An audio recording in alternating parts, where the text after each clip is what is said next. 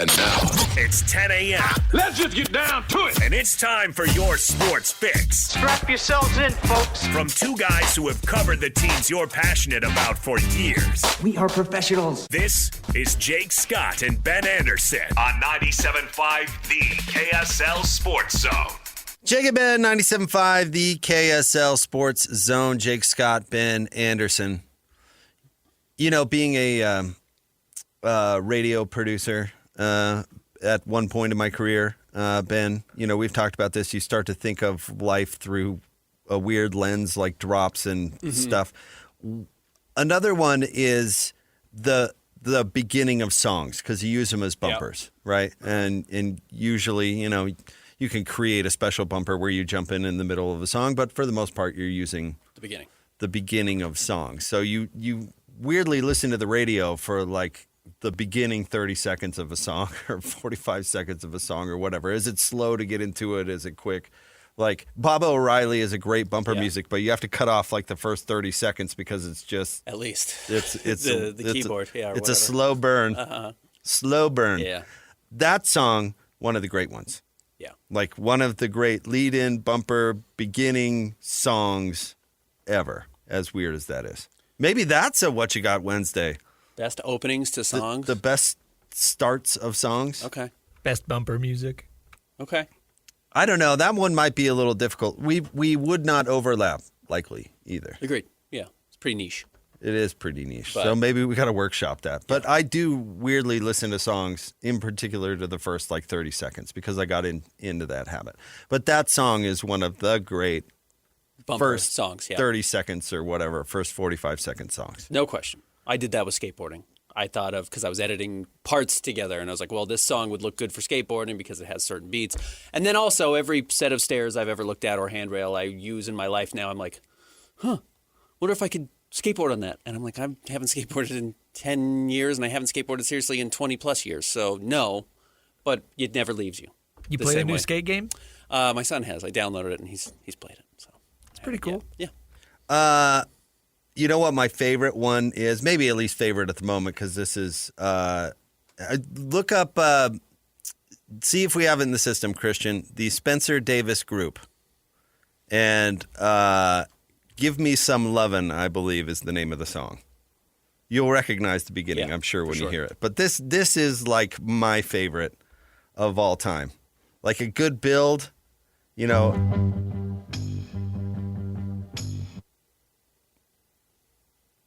A little more drum comes in. Yeah. Yeah. Absolutely. And by the time the organ gets there. You called that right on. You know, and by the time they hit the first hey, watch this. Watch this. Here we go. Turn it up a little bit.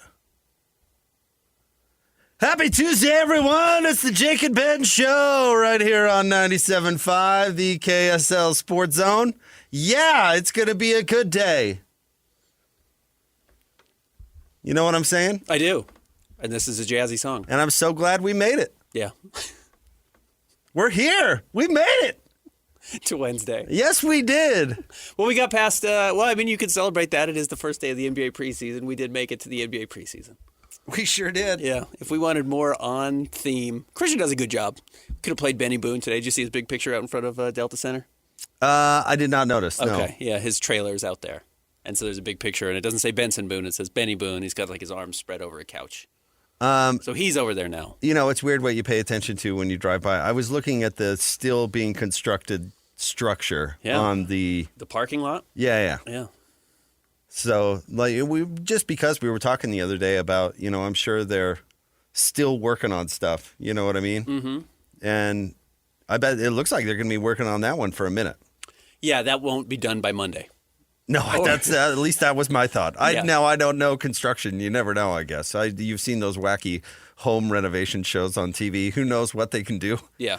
In what period of time? They built a practice facility for the hockey team in a summer. So, yeah, maybe it is done. Maybe they're just going to pour some concrete and it'll be done in a couple of hours. That bozo Chip or whatever can do it in 10 minutes. Yeah. You know, that's one of the my wife was into those shows for a hot second. I'm so glad she's not anymore. Because it made it look too easy. And then all of a sudden she's thinking like, well, we can repipe our own house. I know how to do that. I know. I watched Chipper do it on the. They did it in like half an hour. Half an hour. 22 minutes with barely commercials. Barely broke a sweat. Yeah, it was pretty easy. And then they flipped the house for $10 million. It was crazy. We're sitting on a gold mine. Little elbow grease. Was this house ready to go? New floorboards? It like sets an unfair standard. Yeah. It's like people's complaints about Bluey, that it sets an unfair like parental interaction standard. Yeah. Like, why aren't you playing these wild games with me 24/7? Where's your creativity, Dad? Yeah, what are you doing? Why aren't we going to the beach? You're just plopping me in front of the TV to watch Bluey's dad do it. I'm Watch trying to- Bandit get after it. I'm trying to get some tips too. Yeah. This isn't for you. Oh, that's so funny. Well, we're gonna go heavy jazz. Speaking of the preseason, we're gonna go pretty heavy jazz at the top of the 11 o'clock hour, Okay. and then we've got what you got Wednesday at 11:30, and of course we are right in the thick, Ben, of college football season, and I hope, and this is a purely selfish thing, but I hope that both Utah and BYU win this weekend. Okay. The reason why, I found out yesterday that I am going to be a critical, and I mean critical, part of our rivalry game coverage. Oh, okay. And if I am going to fill 2 hours of magic before the game, I want it to be as interesting as possible. And I mean this in all sincerity. I love the BYU Utah game. I wish it were more relevant than it even is. And I even push back against people who are saying, "Oh, it's too toxic." It's like, behave yourself. It's not too toxic. 99% of the people out there are just having fun with the whole thing. Get out of the way, you know? And if both teams can be as close to undefeated as possible when they play each other, the better, as far as I'm concerned. In the standings, in quality, in talent, what are you talking about? In everything. Everything. The better they can be when they play each other. One of the best examples of an environment for a rivalry game was 08 when BYU had one loss and Utah was undefeated. I mean, it was all on the line. You know? Great. And, you know, there are other storylines too, like spoiler and stuff like that. But both teams being in the conference race, if it can't be at the end of the year, both teams being in the conference race, both teams being as good as possible when the two teams play, the better as far as I'm concerned. And I've covered a lot of rivalry games, a lot of one-sided. This team was way favored, that team was not. I've seen upsets by double digits. I've seen it all. I've seen BYU be on top of it. I've seen Utah be on top of it. I've seen close games, like I said. Anyway, give me true stakes. And I'm hoping that's what we've got, of course, next week. And for that to happen, both BYU and Utah, I think, have to win tough games. And I am getting the sense, and you can correct me if I'm wrong, Ben, that I think maybe a little more of Arizona than you do. I think so. But I think BYU's going to have a tough time going down to Tucson and coming away with a win. I think Arizona, I'm not perfect, but they're not West Virginia. I agree with you. They're better than that. And I think Arizona's going to put up some points on BYU's defense. I'm not saying 40, but enough where the Bear is going to have to be productive. And there's a lot of ifs that go into that game, in my opinion. And then Arizona State, I think, has a lot of ifs of their own, but they're going to be well coached, and they've got a quarterback that's been there and done that, and that's always going to be dangerous. So I think both teams have tough games. Did you see Dilly working out the quarterback and the centers yesterday? I did not.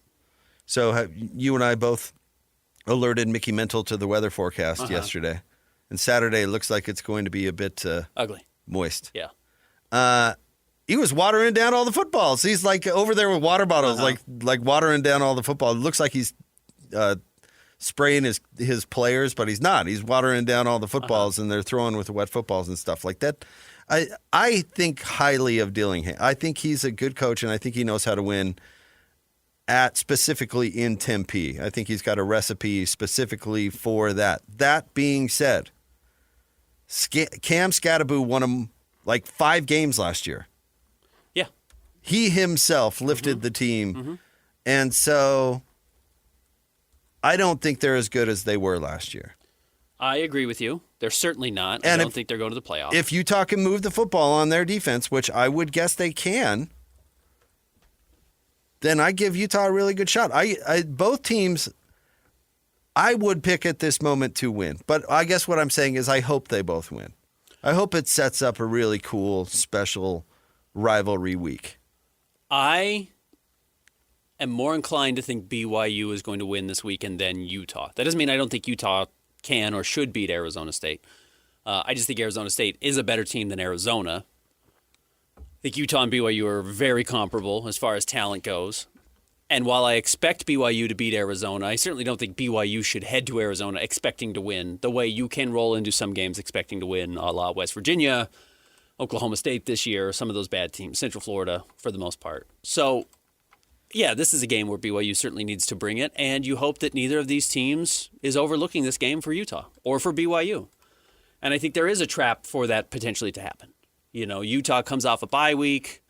I do think it's actually an advantage that Arizona State won the Big 12 last year and still has that reputation. And again, it's so early in the season, we don't know exactly what they're going to look like by the end of the year and whether they are one of these top 3 or 4 teams in the conference or whether that middle tier or even somehow drop to the lower tiers. And that's certainly still on the table for basically every team in the conference. But the fact that that Arizona State did win will mean Utah takes this game very seriously. I don't think there's a chance Utah overlooks Arizona State to prepare for BYU. I think it's more likely that happens for BYU against Arizona with the understanding that I don't know if Kalani's ever actually done that in his career. Kalani is really good about having his teams prepared all the time. They always seem to show up for the opponent in front of them, and they don't really tend to lose games certainly recently, for reasons outside of what happened on the field that day. Whereas I think James Franklin loses to UCLA because he lost to Oregon last week. There's some lack of preparedness there. I don't think Kalani has fallen victim to that much in his career, if at all. I don't think Utah will or can really overlook anybody. I don't think they will. That's just not. After what happened last year, you're just not going to overlook anybody. I don't think that's going to be them. And yeah, I agree with you. I certainly agree with your take about Kalani. I am curious though, Ben, and let's play our little game here for a second about defenses, because I think that's going to be the difference. You know, can the Bear beat Arizona, right? Mm-hmm. Can he score 28 on Arizona? And can Utah move the football on Arizona State? I think is going to be relevant, because I think Utah's defense should make it a long day for Arizona State's offense. So, can both offenses move the football? So, here we go. Total defense. The Wildcats. Any idea where they stand? Total defense. So, this is yards per game. Arizona. They have played Hawaii, Weber State, Kansas State, Iowa State, and Oklahoma State. That's a pretty crappy schedule. Not great. 4 of those teams are games that I think now, in retrospect, they should feel comfortable that they should have won easily. They did lose to Iowa State, and if I remember, that was a pretty low-scoring game. Uh-huh. So I bet you their defense looks better than it actually is. Okay. I'm going to say 45. 10. 10, wow. And maybe it looks better than it actually is, but 10's really high. 10's extraordinarily high, yeah. Well, they only allowed 9 points the first couple of weeks of the season, and they only gave up 23 to Kansas, or 17 points to Kansas State. So they have shown well that they are not allowing teams to move the ball, though the quality of opponent to that point is not through the roof. Now, how about your Devils? Including Oklahoma State, who's truly atrocious. So the Sun Devils, let me pull up their schedule really quick. I've got these separate out so I don't actually see any of the stats. Should be bad, because they gave up 19 points to Northern Arizona. They gave up 24 points to Mississippi State. They gave up even 2 touchdowns to Texas State. The game against Baylor was high scoring. Uh-huh. And they just played TCU. I'm going to say 50th. 42. Okay. A little closer. Now, here is where it gets interesting, however. All right. So let's go to passing defense. Okay. Arizona comes in at 11. Okay. Which is really good. And given what their schedule is, maybe they're not quite that good, but still really good. Yeah, really good. The Devils all the way down to 98. Okay. So the Devils aren't stopping the pass, but now keep in mind things round out at 42 eventually, the end of the story. Arizona State is 9th against the rush. Okay. Arizona is 25th against the rush. Yep. So that's pretty interesting. I think that tells a pretty interesting story about the Devils and where their strength is on defense. They are a lopsided defense. They can stop the run, but they're vulnerable to the pass. Yeah. Which, how does that match up against Utah? Yeah, I think, what it tells us so far about these teams, again, there's a lot of noise because they've played Northern Arizona, because they played Texas State. There's some noise there where you have a crazy game against teams who I'm honestly not familiar with at all in Northern Arizona or with Texas State. Like, do they try and run the ball? Some teams don't try and run the ball. If you only played Colorado all year last year, you would have had the best run defense in all of college football because they didn't try to run the ball. So if they aren't moving the ball at all, you look good. Is that yards per carry or total rushing yards? Total rushing Okay. yards. So, yeah, there's some flaw there. There is some noise that might be loud there. But even with that, I do agree that will be the story of Saturday's game for Utah and Arizona State. If Utah can move the ball on the ground, Utah should feel comfortable that they're going to win this game. 5 games is a decent almost enough half the season. sample size that I think you can take a notion. Again, I think your point about Arizona is probably a good one. Based on their competition, yeah, they're probably going to be statistically maybe, golly, just used a lot of qualifiers there, a little bit ranked higher than what they are. Uh-huh. That could be true. Mm-hmm. Arizona State being 9th in the country against the rush. Like, maybe there's some nuance to that, mm-hmm. but that's obviously the strength of the team, or obviously the strength of the defense. Yeah. So the interesting thing I think will be is that, and this is, I'm sure, why Dilly was trying to simulate the rain, is because you could just throw all this stuff right out the window and it's going to be a slop fest 10-8 ball game at Rice-Eccles Stadium because nobody can move the ball because it's pouring rain. Okay, can we further this experiment quickly? Can you Sure. look at offenses for me? Let's see. You want total offense? I want rushing offenses. Rushing offense. I want you to tell me where Baylor is and where TCU is. Belor. Let's see. Baylor. 86th. Okay. And TCU. Texas Christian. Texas Christian. 106. Okay. Those are the last 2 opponents of Arizona State. The question is Arizona State the reason they are in the 80s and the 100s? Or are those bad rushing teams that Arizona State has played and is benefiting from teams that can't move the ball on the ground? Certainly Texas Christian has no interest in running the ball. Yeah. So, I mean, that is a thing. And Baylor may not either. So that, again, this is where the noise is, and you're seeing exactly how I write basketball stories all the time, which is I'm trying to figure out, like, the Jazz did this well, but did they do it well, or the team they play against, are they terrible at that in general, and the Jazz just took advantage of a bad team? This is constantly how it's I'm... the problem with stats. Yeah. Stats are noisy. It's constantly what I'm trying to measure here and trying to figure out. And then it's trying to figure out this early in the season, again, are those teams bad rushing teams, or are those teams have bad rushing numbers because they played a top 10 rushing defense? So that's really interesting. I'm really curious about that. Gordon wrote a really controversial column when the Jazz were in the finals. Mm-hmm. That was the Jazz will win. Uh-huh. And he had written a controversial column saying they would lose or it's over or something the year before. And then he wrote one that said the Jazz are going to win after game number 2. Uh-huh. And the argument that he used was actually, and he'll blame David James to this day, that DJ was the one who gave him the stat. But it was some stat about, the teams that win the first 2 games of a series go on to win the title X amount of time. Yeah. And it's like, okay, well that does sound really good, but I said this to Gordon, like, have you ever thought about why that is?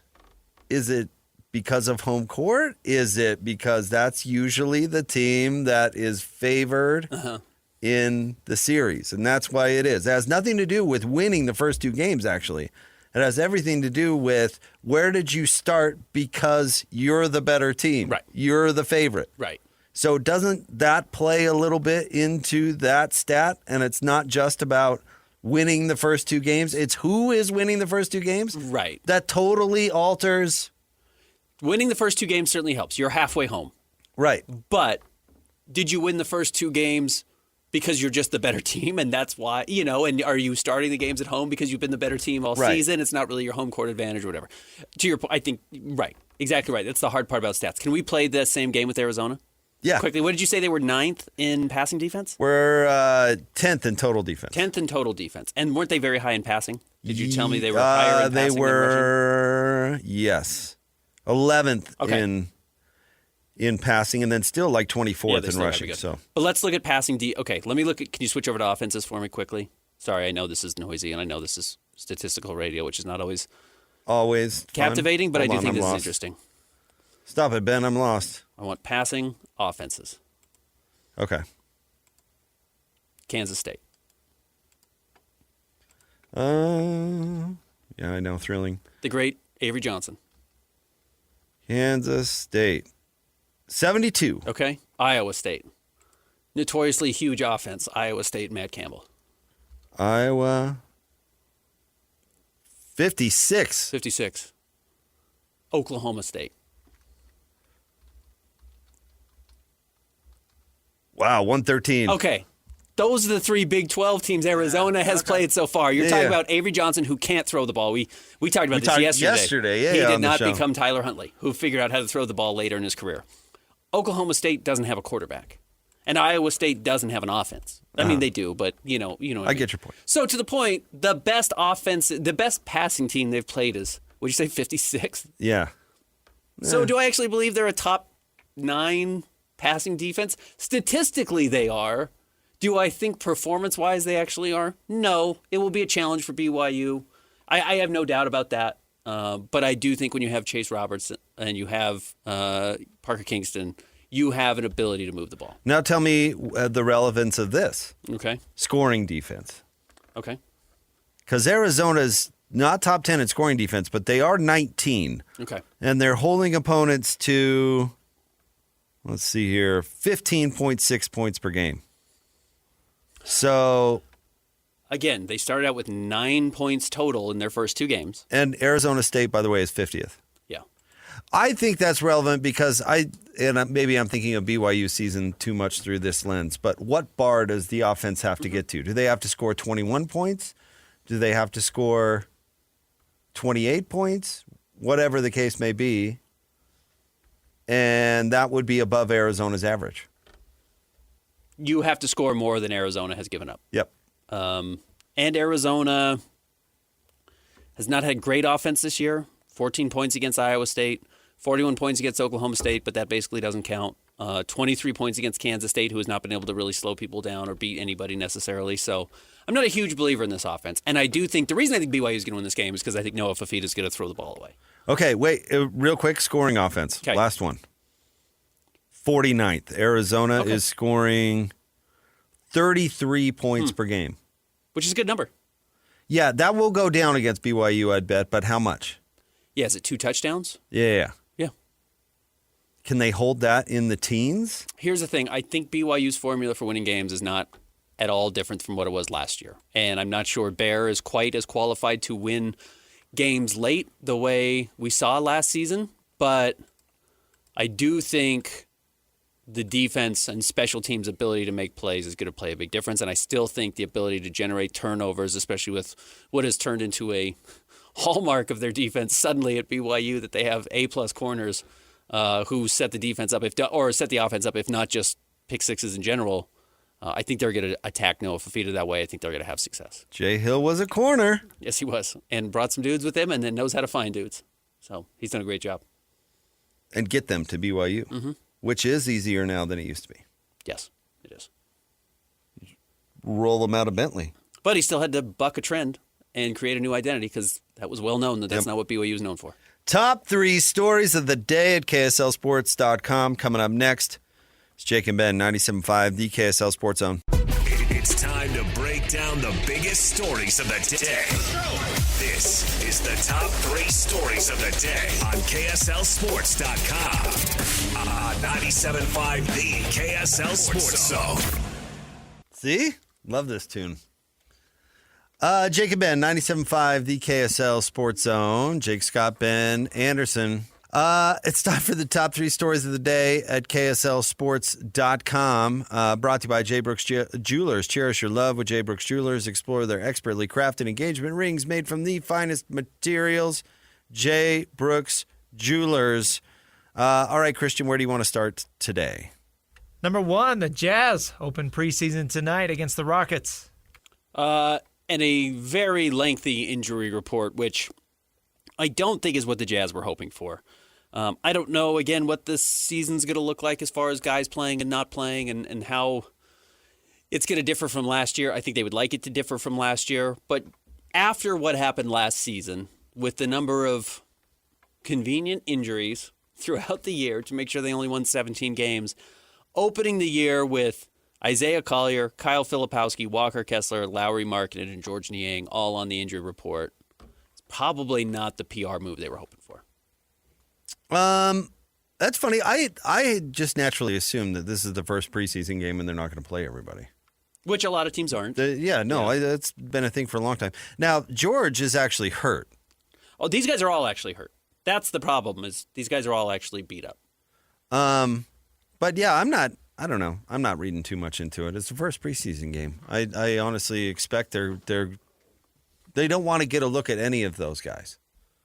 They want to get a look at other players in camp and whatever, and then we've seen it. It's a slow build, and by the end of the preseason, everybody's going to be playing kind of what they can expect to play. George has a bone injury in his foot. It's not broken. We talked to him about it, and he had said this was not on the microphone, but they're being precautionary about it. It's not. He said he was fine, though, and I think that's kind of what the Jazz have let out. He will be okay. This is not something I think is going to stretch deep into the season, if at all. Lauri Markkanen's wrist as well. I told you we saw him at East High School, and he was out running around and dunking, but he has a wrist issue from playing at Eurobasket. So he said he didn't know exactly when he would be back, but he's feeling good, and I would expect him to be back by the beginning of the regular season. That's just my guess. I'm not a doctor, but how he looked on Monday, I would expect him to be back. Isaiah Collier and Kyle Filipowski didn't even do like the layup line at East High School. Do we know who's playing for the Rockets? No, let me pull that up. That's a good question.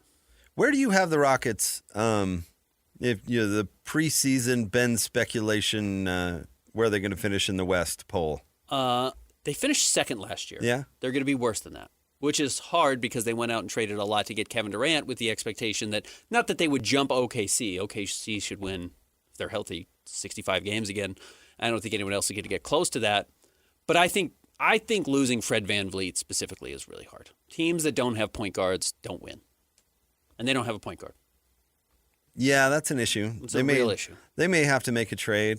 Yeah, and if they do, they can still save this. I don't know what they have still in the war chest. I have no idea. They still have some Phoenix Suns picks, which are valuable. Yeah. And, you may want to hold on to those to trade with the Phoenix Suns if you want to try and get Devin Booker at some point down the line. But if they wanted to go get like a Derek White from the Celtics, if the Celtics aren't done blowing up their roster, that would be extremely intriguing if I were them. Because could I go get Drew Holiday? Do the Trailblazers at some point decide to punt and say that was a good trade asset? That would be really intriguing. But because I can't help but think, Ben, and I know you think Kevin Durant stinks, but I still think he's better than Jalen Green. I mean, he's much better, yeah. And Dylan Brooks. Yeah, he's a much better player. The point guard thing is interesting because you're not wrong, and that is a missing piece. But they were pretty good. They were better than we remember last year. And how does it work with Şengün? Who makes it work with everybody? Şengün's really good.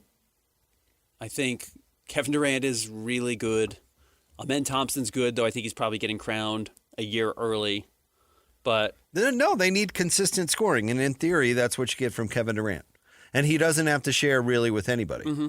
They were a bad shooting team last year, and they did lose Dylan Brooks and Fred VanVleet, who were their best shooters. And Kevin Durant's a better shooter. Don't get me wrong. That helps. Bringing Kevin Durant, who's been truly an elite shooter throughout his career and gotten even better in recent seasons, helps. But I'm just a little hesitant on them, especially after losing a guard, and that they're either using a second-year guard to step in and be the guy who's never really played a whole lot in Reed Shepherd, or they're trying to get somebody to play point guard who's not a point guard. And I don't think generally that works out. The Celtics tried to do that, couldn't win a title. They go out and they get Derek White and Drew Holiday, and they win a title. I think you have to have those guys. All right, Christian, what's next? Number 2, Utah hosts Arizona State this Saturday. Considering the opponent and Utah's conference record, does that make this game a must-win? No, because I think you can get in with 2 losses into the Big 12 title game. You do have to be careful which teams you lose to because you don't want to lose tiebreakers that ended up coming back and hurting BYU last season. And Utah doesn't want to fall victim to that. But, yeah, this is by far the biggest game on the schedule now, post-Texas Tech. And that's probably just going to be the case week in and week out if you're trying to keep your hopes alive to get to the Big 12 title game. I was. Whenever I hear must win, my mind obviously goes to must win for what? Yeah. And so, 2. We've examined this, Ben. I don't know with new info. Has it changed your thought? How many teams with 2 losses, or I guess, will 2 losses get you into the Big 12 title game? Let me put it that way. It will get 1 team in. You don't think assuming that the mighty Red Raiders, who are the best team in the country, go undefeated, you don't think there's another one-loss conference team? I don't think so, in all honesty. I don't think somebody's going to sneak in. I think Iowa State's going to lose a second game.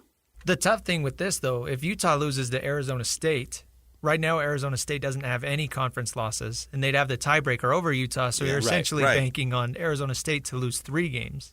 Right. That's it. Who you lose to really matters. And remember that these teams don't all play each other, which also makes it a lot more delicate. It used to be you knew that all the Pac-12 teams were in the South or the North were all going to play each other, and then you had a crossover with whatever it was, 3 teams or whatever in the other division, and pretty much the whole league played each other. Right. There were those weird years where it set up for one team because they missed like Oregon and Washington, who turned out to be good or whatever. But for the most part, the league all played each other, and that might be part of the reason we never saw an undefeated team in the Pac-12. But that's neither here nor there. In the Big 12, remember, we learned this last year with all the wacky ties and all the teams tied with, 2 conference losses last year and all the tiebreakers and the weird rules and all that because these teams don't play each other.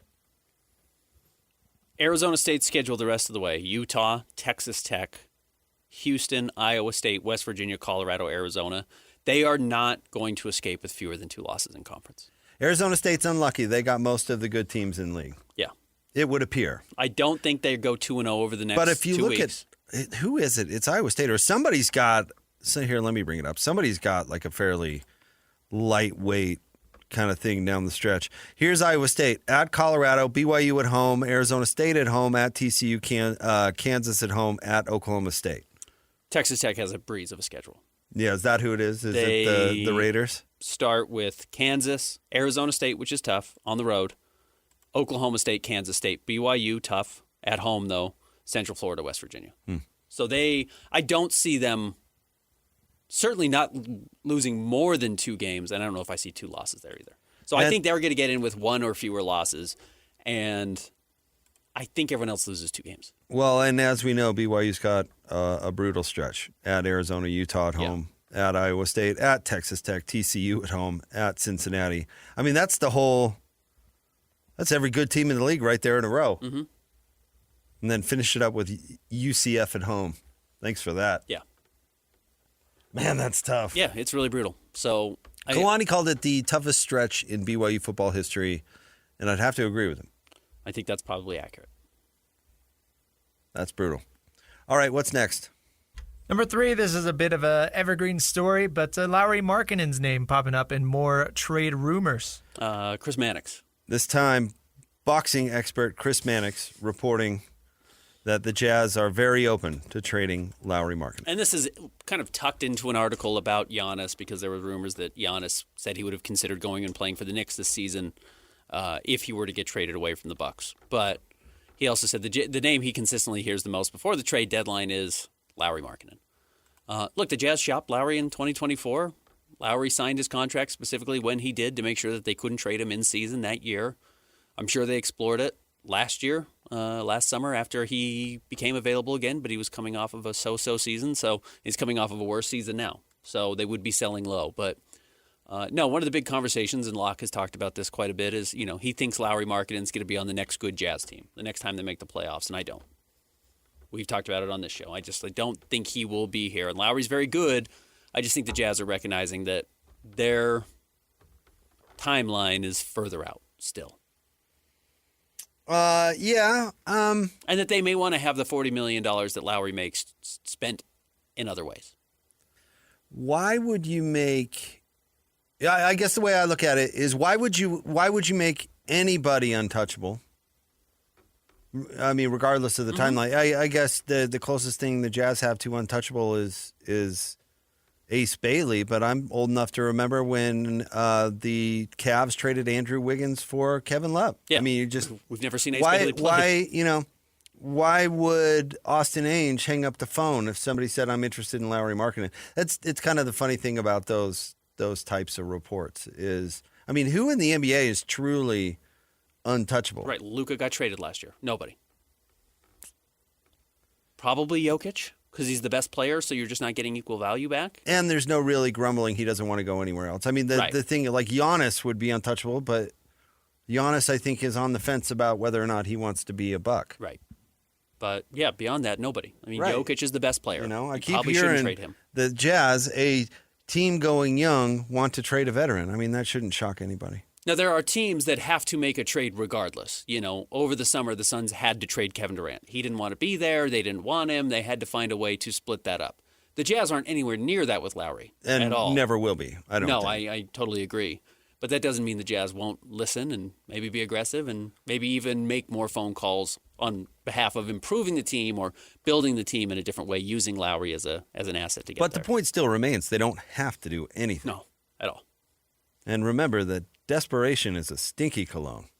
And Lauri is not going to prevent the Jazz from accomplishing any of their goals. Unless he's like a malcontent and starts submarining them from the inside. But that's fine. And then you go and get A.J. DeBonsa or Cam Boozer and Darren Peterson, and that's what they want anyways. And I think they can still lose with him on the roster. But he's not going to do that. That's he's not. him. Nope. All right, stay tuned. We'll have more coming up next. It is Jake and Ben, 97.5, the KSL Sports Zone. It's another battle for the Aggies, and the KSL Sports Zone has it covered. It's a battle on the islands as Utah State squares off against Hawaii. Your home for all the play-by-play coverage of Aggie football is right here on 97.5, the KSL Sports Zone. You're listening to Jake Scott and Ben Anderson. Let's lock in. On 97.5, the KSL Sports Zone. Jake and Ben, 97.5, the KSL Sports Zone. 'Tis the season, Ben, for the thriller. Caller number 12 right now, 801-575-ZONE. You're going to win a couple of Fast Pass VIP tickets to Nightmare on 13th. If you miss out on the tickets, be sure to use promo code ZONE to get up to $10 off tickets for the nighttime attractions. Caller number 12 right now, 801-575-ZONE. You told me you were going to be part of a special broadcast for the rivalry game. You didn't tell me what you were doing. Oh, I'm hosting. I think PK and Alex, if memory serves, are going to be there with me. Great. We're going to be on site. Wait, are you taking my job? Yeah, what did Christian not do his job? Hey, news to me. Don't look at me, bro. I didn't You can do do it. post game. You can do the late part. I think that's actually true. Yeah. WTH. Yeah. Lloyd? It's not, talk to Salazar, dude. It's not about me. I didn't volunteer.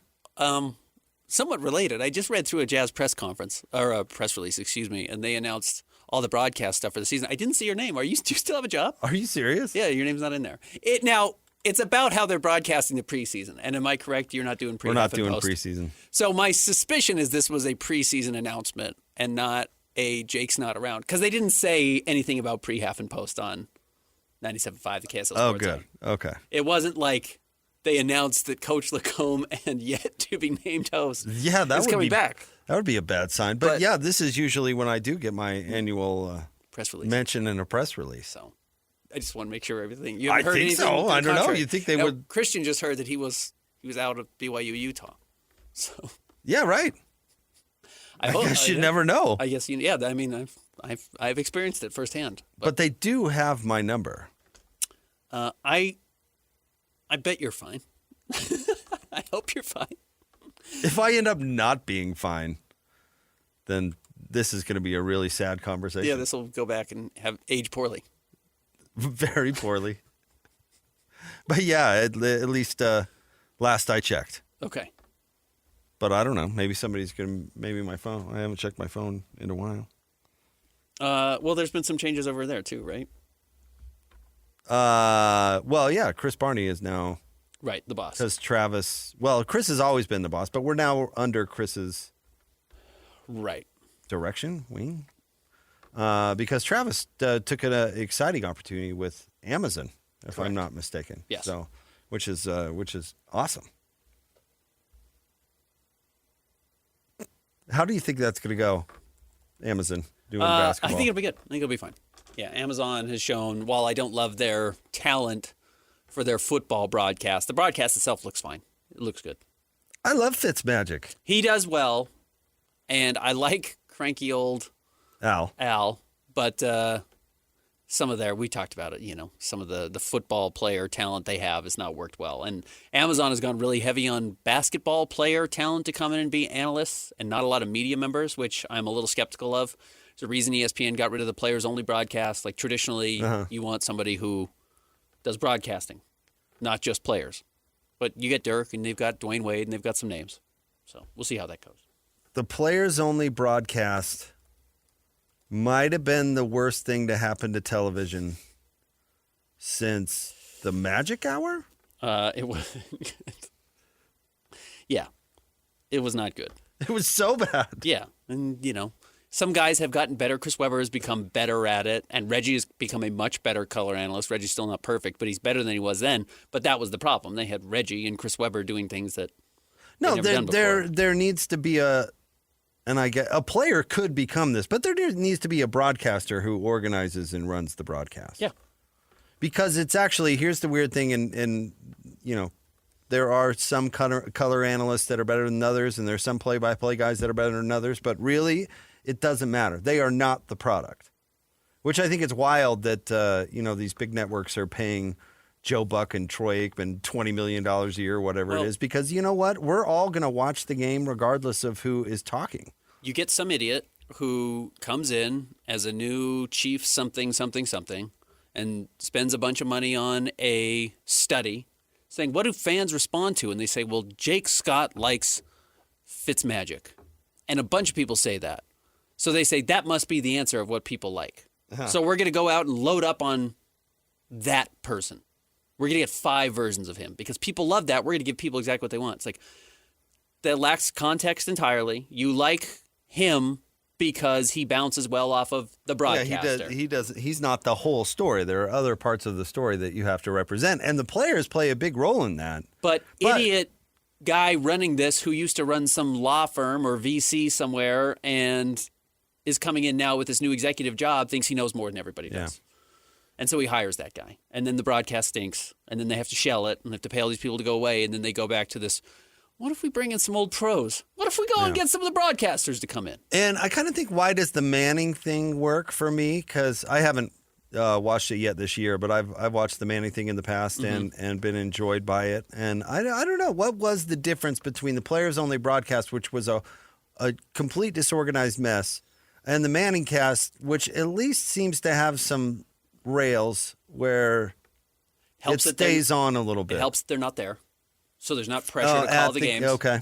And yeah, if you are tuning in to hear the game broadcast, you're going to get a bad broadcast with Manning. And you know what? Football works way better for it naturally than basketball does. Football's a 3.5-hour product with 8 minutes of action. You're right. There's a ton of downtime. 48 minutes are right of about that. Stuff. So I think that's why it just didn't work. So, and also Peyton and Eli are unique. You couldn't do that with any two players and expect to have a similar result. All right. Coming up next, we're going to talk some Jazz basketball, but I want to launch a bit if possible. This is the hardest thing to do in radio. Launching a bit? Like expecting something to catch on.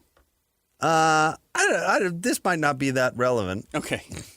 We'll get to it to anybody but me, but I find it relevant. All right, we'll get to that coming up next. Stay tuned. It's Jake and Ben Show, 97.5, the KSL Sports Zone.